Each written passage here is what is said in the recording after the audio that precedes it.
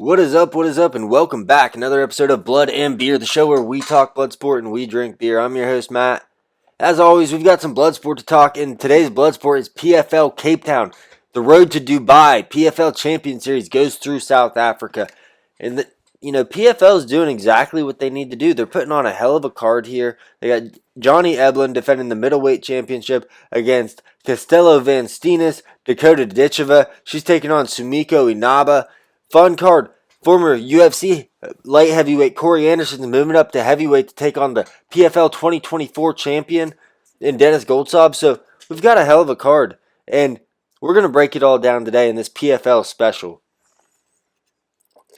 Now, we're not drinking beer tonight because we've got too many shows this week to drink every day of the week. It's not in the cards tonight. But before we get into the breakdown, let's talk about the state of PFL, where they're at, because they pivoted at the beginning of this year from doing a season to doing a world tournament, a Grand Prix style. Not the worst idea. I wish they'd just get away from it and put cards together.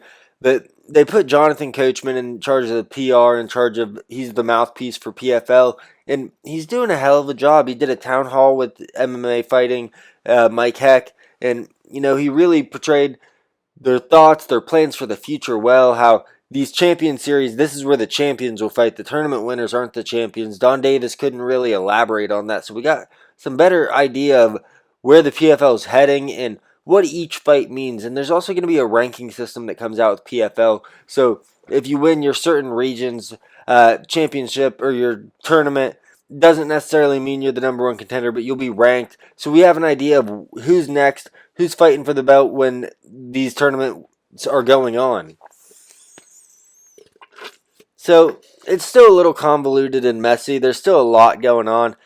But they have a good format laid out. I don't know if they have enough life in them left to get across the finish line and see the finished product, the fruits of their labor, because they want to do a global thing, and it's great, but it's kind of messy. And it'll be messy until they can get everything laid out. But this weekend, a step of that process gets kicked off. Francis Ngannou is the president, the CFO of PFL Africa, and that's going to be the prelims for the PFL Champion Series. And hell of a card we got here. Johnny Eblen, he's a Bellator champion, undefeated, 16-0. He's taking on a vet in Castello Van Steenis, and Johnny Eblen should be able to out-wrestle this dude and just suffocate him is what you look at on paper and think, but goodness, sorry. Van Steenis, this dude's a dangerous grappler. He can get finishes with his hands as well by pressuring you, but Johnny Eblen's going to have to mind his P's and Q's on his takedowns. I think a good strategy for Johnny Eblen here is to take a page out of the Merab Dvalishvili book, start pressuring, just be in his opponent's face the entire time, spam takedowns, but don't necessarily commit to going to the ground for top control. Because this Van Steenis, he's pulled off several triangle chokes. He's got a Von Flue choke to his record, and he gets knockouts, but it's not necessarily one-strike knockouts that he gets. A lot of the times it's because he's gassing you, he's overwhelming you with his strikes, or it's ground and pound. So Johnny Eblen's going to have to mind his P's and Q's. And for Van Steenis, he's just going to have to let the fight come to him, look for his opportunities, and take him when they open up. When Johnny Eblen's shooting in, try to wrap up a guillotine, anaconda, get the neck. But, when Johnny Eblen's in your guard, be throwing up triangles, be throwing up arm bars from the back, because you got nothing to lose and everything to gain with the championship. Nobody expects Castello Van Steenis to win this one. He was around in Bellator. He has a split decision win over Fabian Edwards, but he hasn't done a whole lot of notable things. He's not a big name. So you go out there, you take out the undefeated Johnny Eblen, that's putting you on the map. And yeah, I think Johnny Eblen's walking away with that no problem, though. And I think it could be a very boring fight, as Johnny Eblen is accustomed to. But on the feet, even if Van Steenis is able to have some success, I see the advantage lying with Johnny Eblen. He's a more technical striker, so I think Johnny Eblen has got the advantage everywhere. It's just Castello Van Steenis, he is dangerous with the submissions, and if Eblen doesn't take control of the octagon or the cage, the PFL smart cage, if he doesn't take control of that smart cage and Van Steenis is able to put him on his back foot and mitigate the takedowns, it could be a long night for Eblen because it's a lot more exhausting fighting backing up than it is going forward. But we'll move on. Dakota Ditcheva, she's taking on Sumiko Inaba, another Bellator vet. Dakota Ditcheva is the hottest thing PFL's got going right now. She won the World Tournament at 125 last year. The year before that, she won PFL Europe. She's on fire, undefeated, finishing everybody, coming off of her second round TKO win over Talia Santos in a fight that she just battered this girl. A girl that had a super close split or decision loss to Valentina Shevchenko in a title fight when she fought in the UFC, and she was only 2 or 3 fights removed from that. So Dakota Ditcheva is the real deal. She's shown everybody she is. She's taken on a striker in Sumiko Inaba, and she's good. She's 8-1. She's a pressure fighter. She's going to be in your face, popping jabs. She'll double and triple it up, and she'll just throw 1-2, 1-2, 1-2 combo. Not really a combo, more of just spamming you, but she does it. She pressures you. I think the problem that Sumiko is going to run into here is Dakota Ditcheva has real power, and Inaba's strikes don't seem to phase anybody she's fought. So I think Inaba, even if she could have success pressuring Ditcheva could land a knee on the entrance. She could just land a step back right hand and put Inaba out. There's so many paths to victory for Ditcheva here, and she's so much taller and longer. I think this is just a wash match. They're giving it to Dakota to show her off because they don't have anybody for her to fight that's a real challenge for her at this point. There's nobody that they have at 125 aside from Liz Carmouche, who's currently competing in the tournament. There's nobody that would be a name that you could put up with against Ditcheva that would put up a real challenge. So they got to give her a vet in Sumiko Inaba, and that's okay. Sometimes you got to do what you got to do. PFL's doing their best. They're putting on a card and they're putting all their stars on it. We can't ask the world of them. But moving on.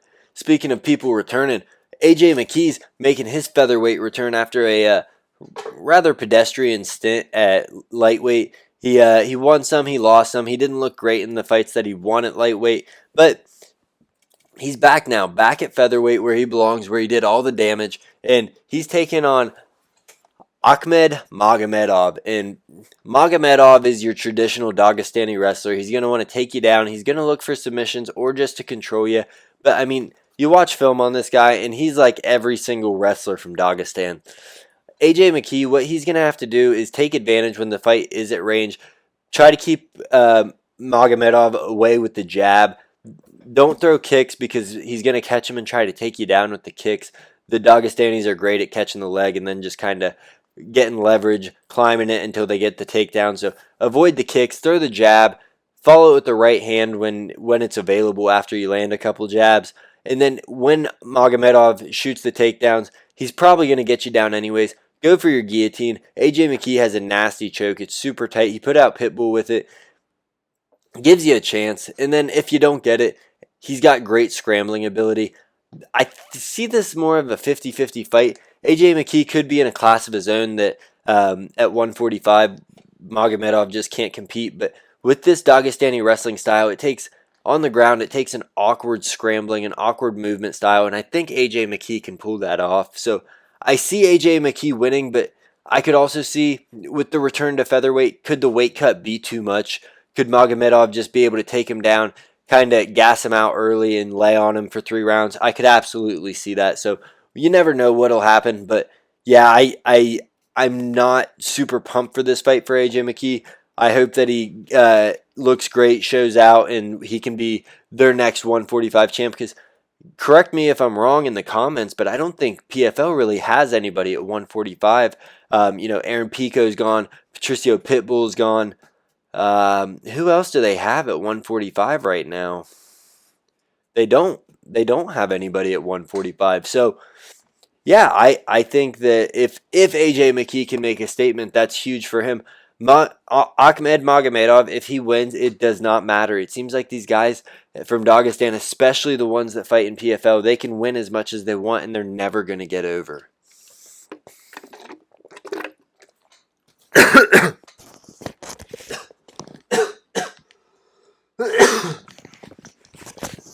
Goodness.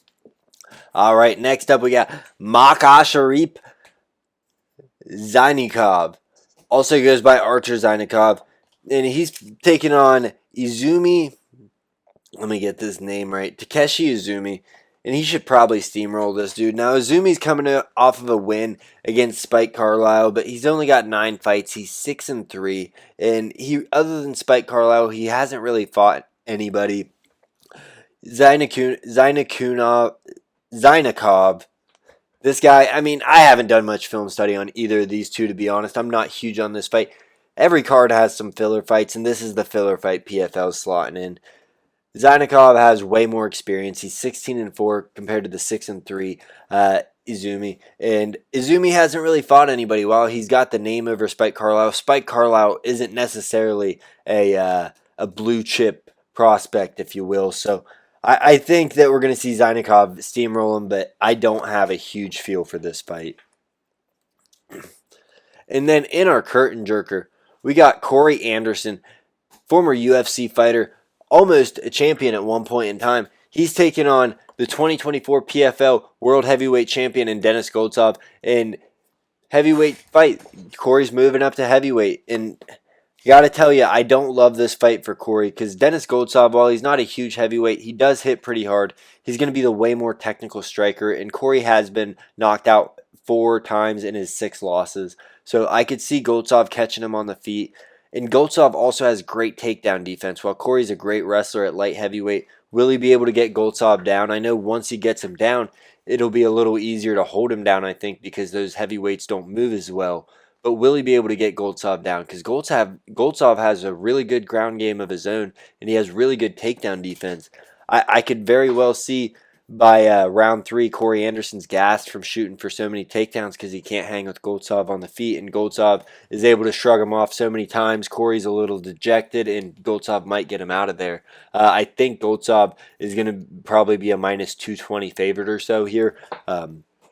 Could see something different. We don't have any odds dropped yet, but I think we're going to see a round 3 TKO from Goltsov, if not sooner. I love Corey Anderson. I'd love to see him win and continue what he's doing, but I don't have high hopes for him in this fight at heavyweight. You know, Jan Blachowicz knocked him out, and he's had some rough knockout losses in the fights that he's lost. He's a great fighter, but this matchup specifically with Goltsov, a technician, a guy that's just, he's not great anywhere, but he's very technical. He does everything by the book, and I think that he's probably going to be able to find Corey's number because Corey's a bit of a sloppy striker on the feet. He's successful, but it's not technically sound, and I think Goltsov's going to be able to exploit that if they stay on the feet. I got Goltsov in this one all the way. I don't see a way that Corey Anderson gets this done. But PFL, they're doing the damn thing. A+ for effort on this card. You know, I've been saying what the PFL needs to do is put together the best cards they can. Fuck the tournaments. Fuck it all. Just put the best cards you can out there with the fighters that you have. Give the people something to watch, an alternative to UFC. This is a card. It's happening 2 p.m. Eastern Time on ESPN Plus this Saturday.